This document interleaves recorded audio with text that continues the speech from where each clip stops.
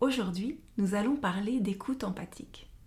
L'écoute empathique, c'est une manière de recevoir l'autre quand il nous parle. Et c'est très agréable quand on est en face de quelqu'un qui pratique l'écoute empathique parce qu'on se sent vraiment entendu et reçu pour qui on est. On a vraiment l'impression d'exister, d'avoir de l'importance et que ce qu'on raconte est entendu. Alors comme c'est très agréable d'être reçu de manière empathique, avec une vraie écoute empathique de la part des gens, je vous invite à le pratiquer vous-même, pour vos amis, pour vos proches. On en parle tout de suite. Parle-moi par Sonia Grimm. Transformer nos souffrances en une relation saine avec soi-même et avec les autres. D'après le livre Parle-moi, écrit avec Steve Albantineo, fondateur de la méthodologie KYF Know Yourself First, partant du principe que nous sommes tous différents.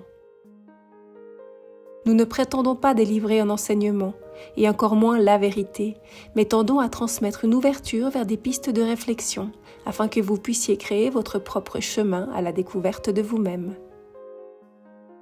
Le sujet du jour est l'écoute empathique.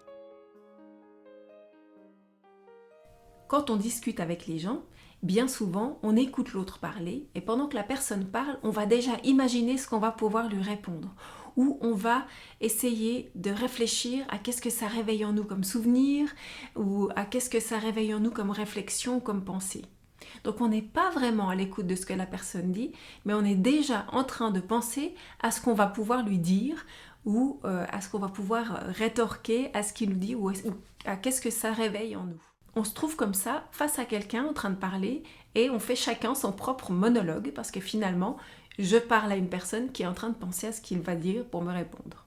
Alors ça permet d'avoir un échange social, ça permet d'avoir l'impression de discuter, mais en fait on n'écoute pas vraiment l'autre. On ne reçoit pas vraiment l'autre pour ce qu'il nous dit puisqu'on est en train de penser à soi-même. Il n'y a pas un vrai échange, il n'y a pas une vraie écoute empathique de l'autre pour recevoir tant ce qu'il a à nous dire que ce qu'il ressent et qui il est. Ça vous est sûrement aussi déjà arrivé d'avoir une copine au téléphone qui vous raconte tout ce qu'elle subit. Oh, puis il m'a fait ça, il m'a dit ça, tu te rends compte? Et le fait qu'elle raconte comme ça lui fait du bien parce que ça lui permet d'évacuer tout son mal-être sur quelqu'un. Ensuite, elle va raccrocher en vous disant ça m'a fait du bien de discuter avec toi, alors que vous n'avez pas ouvert la bouche et vous n'avez pas du tout participé à la discussion. Mais ça lui a fait du bien à elle. Alors tant que ça n'est pas à votre détriment, c'est pas grave. Vous pouvez continuer de le faire si ça fait du bien à la personne qui le reçoit, mais ça va pas l'aider à soigner ses blessures. Après, il y aura tout un travail qu'elle devra faire pour pouvoir soigner ses blessures. Le fait de pouvoir parler, elle exprime simplement le fait qu'elle se sent victime et qu'elle a besoin d'être reconnue comme victime. Alors là, vous pouvez effectivement la conforter dans le fait que vous la recevez en tant que victime.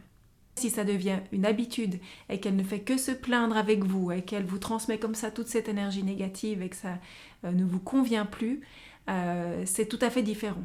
Tant que c'est pas à votre détriment et que ça ne vous dérange pas, vous pouvez le faire et l'accepter. Si ça lui fait du bien, tant mieux.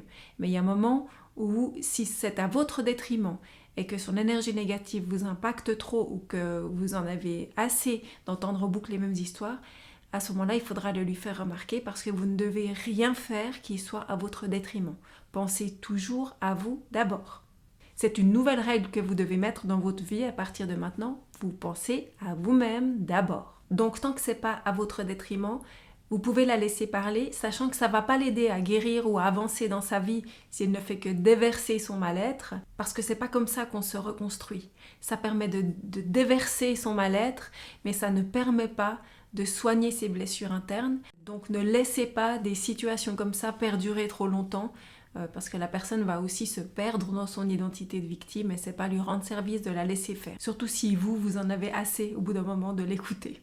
Donc vous pouvez offrir vos bras à vos proches qui ont du chagrin, à vos proches qui ont besoin de parler et de déverser leur mal-être. Faites-le, soyez présents, prenez-les dans les bras, mais jamais à votre détriment. C'est ce qui est très important. Il ne faut pas que ça vous impacte dans votre bien-être. Il faut que vous puissiez le faire avec suffisamment de détachement pour ne pas en souffrir vous-même. Donc on va voir comment on va pratiquer l'écoute empathique pour que la personne qui parle se sente vraiment reçue, pour qu'elle puisse se sentir reçue en tant que victime et que ça lui permette d'avancer. Pratique.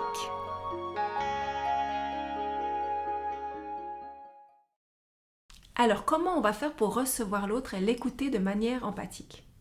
D'abord, on va lui dire qu'on est là pour l'écouter, pour la recevoir. On peut la prendre dans ses bras si elle a besoin juste de pleurer. On peut lui donner, l'envelopper de toute notre chaleur, notre amour. Ça peut faire simplement du bien d'être avec quelqu'un. On n'a pas forcément besoin de parler. L'écoute empathique, ça peut être une écoute des besoins du corps, des besoins de la personne, sans pour autant que ce soit une écoute de parole. Mais ça peut être l'écoute de l'être. Donc on peut laisser l'autre juste être, pleurer, laisser sortir son chagrin et son mal-être, être présent pour recevoir et pour entourer de toute notre affection. Et puis quand l'autre va commencer à parler, on reste et on écoute de manière très attentive, sans juger, sans essayer de donner notre avis ou notre opinion ou nos réflexions sur ce que la personne nous dit. On laisse